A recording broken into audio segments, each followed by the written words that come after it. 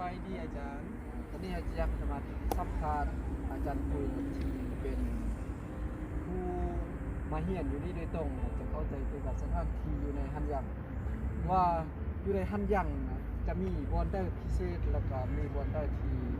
ที่งามที่สุดอยู่ในสมองฮันยังเนาะอยากจะขออาจารย์ปุยแนะนำแล้วก็นำพาพวกไป โอเคสิ่งที่ผิดก่อนวะ ว่าไปเลย บอกเลย สำหรับสบายดีเนาะข้าพเจ้าซื้อปุ้ยเนาะเดี๋ยวนี้ก็เฮียนอยู่ฮันยังมหาลัยฮันยังแต่มหาลัยฮันยังก็เป็นมหาลัยที่ดังอันดับอยู่ในอันดับที่5ของเกาหลีเนาะแล้วก็เป็นมหาลัยที่มีสไตล์ที่สวยงามแบบคล้ายๆกับยุโรปนั่นแหละแต่ว่าถ้ามันก็มีหลายตึกที่งามแต่ว่า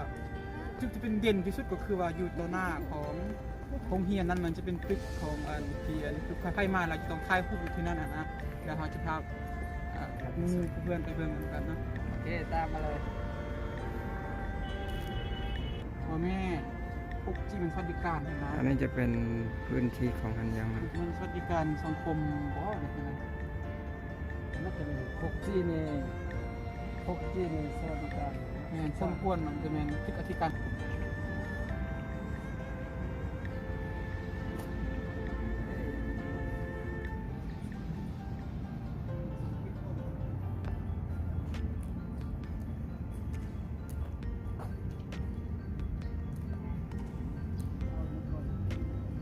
ทางขึ้นนี่น่าคนจริงลาวเพราะว่าพ่อเดี๋ยวเงี้ยเดี๋ยวเงี้ยอื่นคือกัน ออกจากสภาพอื่นก็มีแต่คนลาว ถ้าอื่นโบฮู้กันมามียุดมีแต่ว่ามันจะอยู่ทางอันมันจะมีอยู่สุวรรณอยู่นี่มันสุวรรณแคมปัสที่เขามันเขาทำตัวสื่อ เขาที่กันที่กันโบมีคนลาวจะพูด โอ้ ได้ โหเป็นคนลาว คนจะมีความสุข 여기는 나밖에 없어.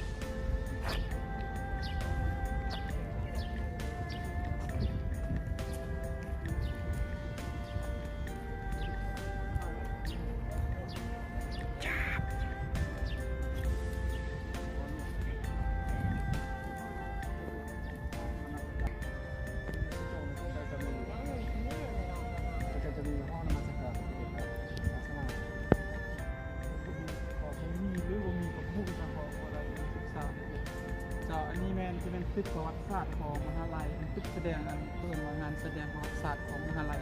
ทำอย่างนะวันนี้น่าจะเป็นตึกสวัสดิการสังคมนี่แหละตึกของสวัสดิการสังคมของนักเรียน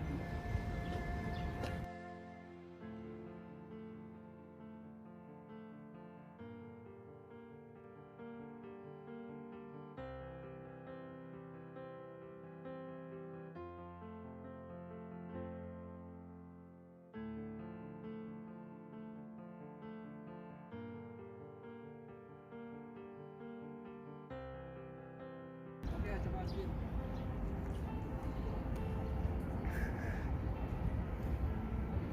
นี่นะ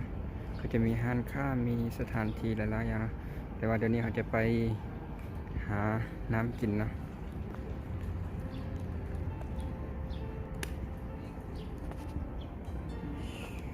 นี่จะเป็น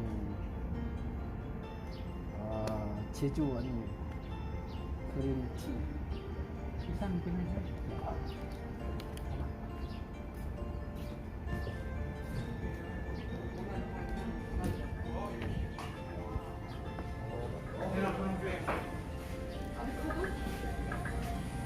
그래서 먹어봐요.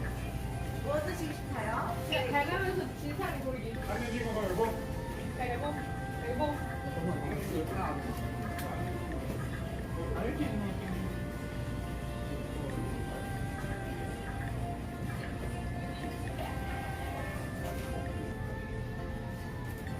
ตอนนี้กำลังสร้างซาเขียวเนาะ Semua ayat dalam bang sumbi ayat imat ayat me bacaan me kerinci ayat saan.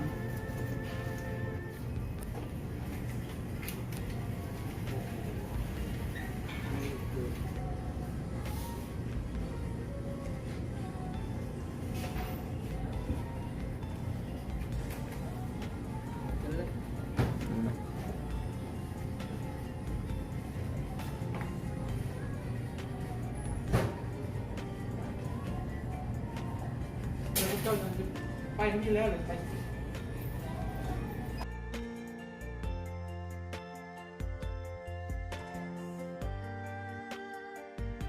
อันนี้ก็คือหน้าตา Let's go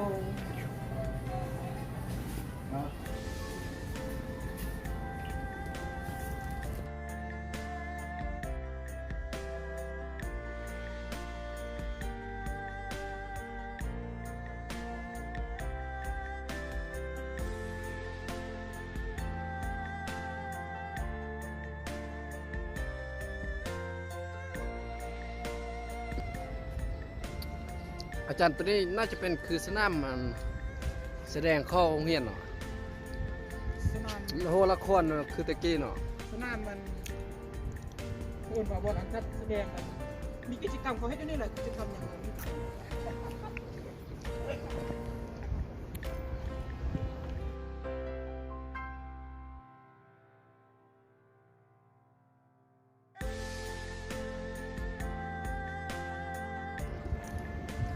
โอเคอยู่นี่อาจจะนี่แมนจะแมนบอลเฮ็ดกิจกรรมของโรงเรียนเนาะเวลาเขามีกิจกรรมคอนเสิร์ตหยังเขาก็จะมาจัดแสดงอยู่ที่นี่ แล้วก็อันนี้ก็จะเป็นบอลนั่งของนักเรียนนั่ง คือ ส้ ส ม มเนาะ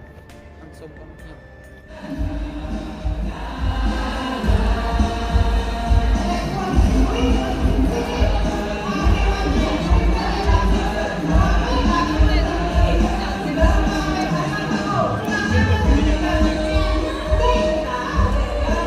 และตึกข้างๆตึกข้างๆตรงนี้เนาะอาจจะเป็นตึกแสดงตึกประวัติศาสตร์ก็เอายกสากลมันจะเป็นความเป็นมาของมหาลัยเขาจะแสดงวางแสดงอยู่นี่เนาะอะไรอย่างตึก108อยู่ทุนเนาะอาจจะเป็นตึกนานาชาติหรือว่าสำหรับนักศึกษาต่างประเทศที่มาหันยังก็จะต้องผ่านเรียนปีเกียมหรือเกียมภาษาอยู่ตึกนั่นแล้วก็จะเป็นตึกที่บริการหรือตึกจัดการบริหารเกี่ยวกับนักศึกษาต่างประเทศตึกข้างล่าง โอเคสำหรับตึกนี้เนาะนั่นก็คือศูนย์วิจัยรถในอนาคตนั่นเอง เส้นศูนย์วิจัยเกี่ยวกับวิธีเฮ็ดรถ